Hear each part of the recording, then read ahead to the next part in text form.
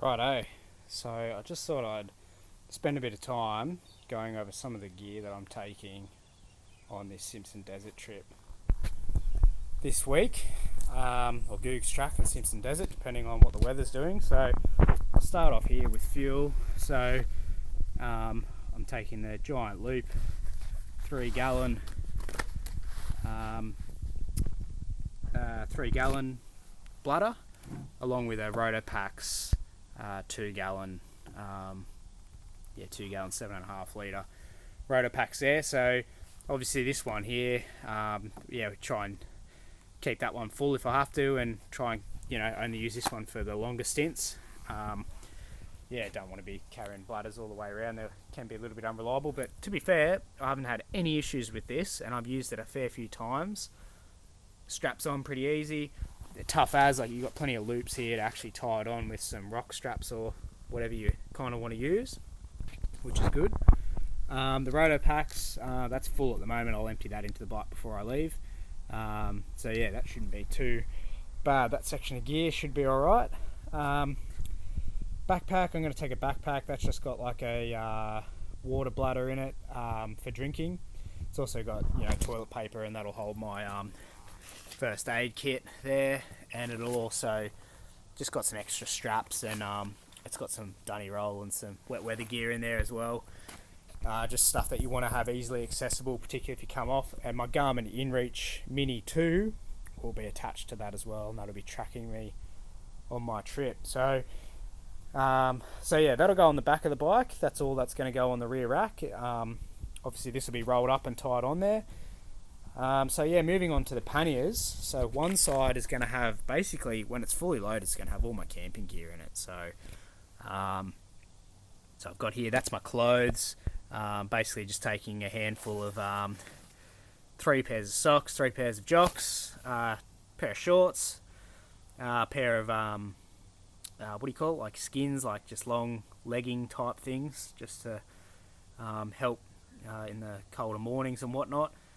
Obviously we try and stop where we can and wash our clothes whenever we're able to. So I really only need sort of 3 or 4 days max between places and stuff. I could probably even get that down a little bit lighter if I wanted to. I've got my Cedar Summit sleep mat. This is the Comfort Light. It's not self-inflating. It's one of these ones where you blow it up with the bag.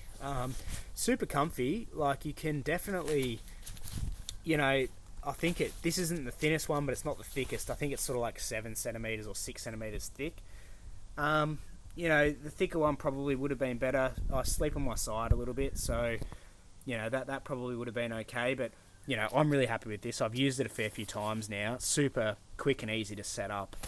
And it is pretty comfortable. It's only a little bit noisy, but it's not too bad.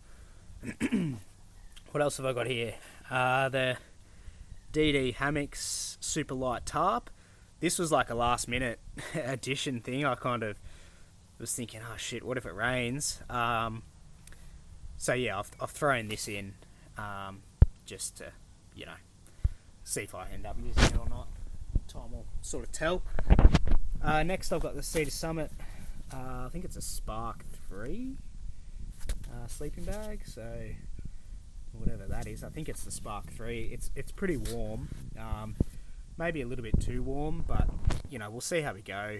I'm not too sort of worried about it, but I just can't believe, I've done a bit of hiking.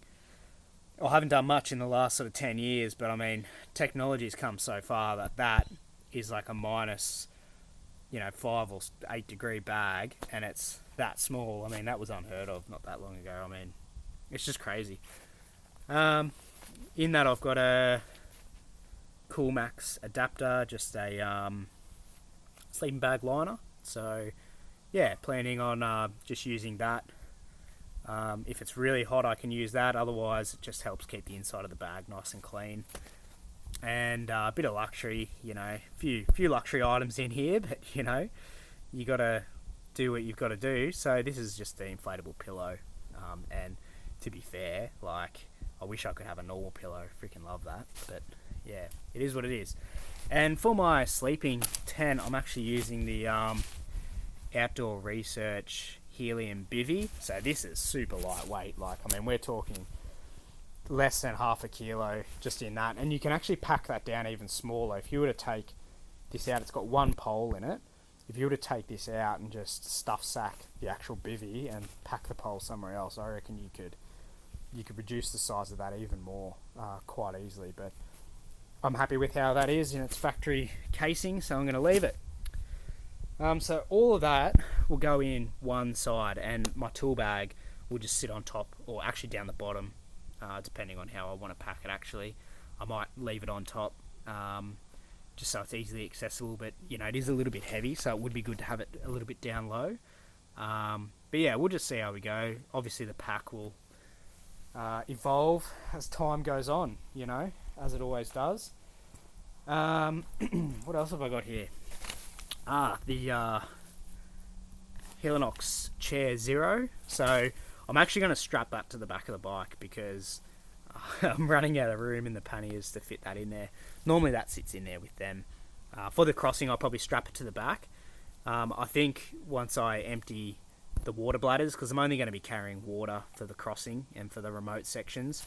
For most of the road sections, this can just go inside one of the bags because I won't be carrying that much water, which is not a drama there. What else? So that's the comfort sort of stuff. I've just got some toiletry stuff here. I've got some Cedar Summit Wilderness wipes. I've got a fair few packs of those. Maybe I'll cut down a little bit there, but you know, they all seem to fit. I like to be able to wipe myself down after a day on the bike. This stuff here is awesome. This is like Resolve tinea powder. When I did Kokoda Track, I used this just to put on my feet and in my socks and underpants and whatnot, like at the end of each day. And it just, you know, when you're sweating and you're not getting the chance to dry your feet out and whatnot, this is awesome. And particularly when I was in the forest and I had some left over, so I just thought, well, I'll just bring the rest of it, and you know, it'll just, you know, if you're in motorbike boots all day and you're working hard in the sand, like your shoes get wet, and you know, there's nothing worse than having you got to look after your feet. So, you know, I've got some there, so I thought, well, I'll bring that. Toiletries, pretty standard. Toothbrush, some electrolytes in there as well. Here I've got my oil change kit. So in here, for those interested, I've got just a handful of different things. So I've got some spare O-rings. I've got a Works Connection oil drain. Yeah, just some O-rings and stuff, just some spares I'm bringing with me just in case I destroy one of those. I've got a mini funnel. This is just from Super Crap. So I tried one of those small silicone folding bendy ones, but you know, it was rubbish, and that doesn't take up that much room, and it's pretty light, so you know, I'd rather have the ease of not spilling oil everywhere. And I've got some filters and just some gloves and stuff in there as well, so nothing sort of too out of the ordinary for that. And what I've done for the oil, I'm only carrying enough oil for one change. I thought I'm going to have to do maybe 4 or 5 changes on this trip. But the thing is, I'm going to sort of larger towns and centres there I know have oil that I can buy. I've already rung a couple of places up, and they stock the right oil for the CRF 450. So I'm only carrying enough for one change just to get me out of trouble in case I can't buy it. So I don't plan on necessarily using this oil, you know, first chance I get. It's mainly if I can't buy oil and I absolutely have to do a change, then I'll use that. So that's just a water bladder that I've pre-measured out. You can see the increments on there. I've pre-measured out enough for one oil change, plus just like a little bit extra. Like I think there's an extra maybe 50 or 100 mil in there just to get me out of trouble. And I do actually have a 1 litre bottle there, which I'm contemplating chucking in my backpack. But yeah, the bladder, just didn't want it to didn't want to rupture one of those normal oil containers, which is quite easy to do. So yeah, just the bladder here. And look, I think that'll work out okay. Spares, I've got 2 spare tubes. These are both 2 front ones. I've got a tube, just a normal patch repair kit thing as well. Yeah, that's the factory one. There was nothing wrong with it, and it's nice and small, so I said I'd throw that in, and that's a heavy duty, which is bloody twice the size, you know. I mean, it's something to consider whether or not you carry heavy duty tubes or not. I mean, not only are they hard to wrestle into your wheel, but you know, you've got to freaking carry the thing. So I'm actually going to swap one of these out for a rear, probably this one here for a rear, and I'll carry a spare front and a spare rear and the patch kit. So worst case, I can fix the tube that's in the bike and whack one of these in, and it just saves me having to, you know, put a front tube in the rear and then have to change it again, because I fucking hate changing tubes. So there's that. I've got a 6 litre water bladder, so that's full at the moment. I'm just going to empty that out before I do my final pack. But everything fits with full food and full water. So you got to pack as if you're for your most loaded section, so you know how much room you've actually got. There's no point packing when you've you know, filling it up when you haven't even filled up your water or anything like that. So yeah, so that's a 6 litre Cedar Summit bladder or something like that, I think. And yeah, that's pretty awesome. Yeah, folds up nice, holds the water, doesn't leak, so that's just going to sit in one pannier. And all my food is going to sit in the other pannier. So I've got a couple of backcountry meals, I've got a couple of tuna meals, some berry shakes and a heap of Cliff Bars, and I'm just going to distribute this food sort of throughout. I'll try and keep most of it in the side pannier just to try and balance out the weight a little bit. But yeah, that's the plan for the food, and obviously we'll just top this up as we go, live off the land a little bit, as they say. I've got a bit of rum. You know, can't go anywhere without my Bundy rum. And here's the best bit. This is the best thing I think I've ever got. So this is a little coffee machine, right? So you put an espresso pod in there, and then you fill it up with hot water, and you get yourself a nice, you know, espresso shot.